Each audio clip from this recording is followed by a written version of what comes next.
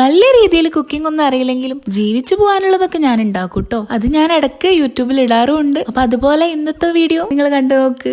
ഇന്നത്തെ സ്പെഷ്യൽ എന്നൊക്കെ ചോദിച്ചാ ഇതൊക്കെ തന്നെയാണ് കേട്ടോ. ആദ്യം തന്നെ ചോറിന് വെള്ളം വെച്ചു, അരി ഇട്ടു.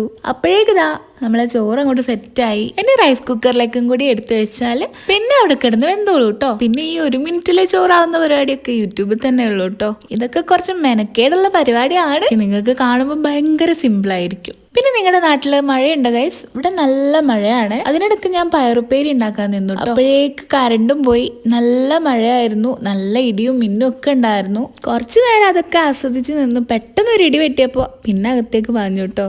ഇനി നെക്സ്റ്റ് പരിപാടി അരിഞ്ഞു വെച്ച ഉപ്പേരി ഉണ്ടാക്കലാണ്. അപ്പൊ അതും അവിടെ നടന്നുകൊണ്ടിരിക്കുന്നുണ്ട്. അതിനിടയ്ക്ക് ചോറ് വെന്തപ്പോ അതൊക്കെ എടുത്തു ഊറ്റിയിട്ടുണ്ട്. കറണ്ടും കൂടെ പോയപ്പോ വീഡിയോ എടുക്കാനുള്ള ഫ്ലോ അങ്ങോട്ട് പോയിട്ടുണ്ടായിരുന്നു. അങ്ങനെ ഉപ്പേരി അവിടെ സെറ്റ് ആയിക്കൊണ്ടിരിക്കുന്നുണ്ട്. അടുത്തത് നമ്മൾ കറിയാ വെക്കുന്നത്. നല്ല അയല കിട്ടിയിട്ടുണ്ടായിരുന്നു.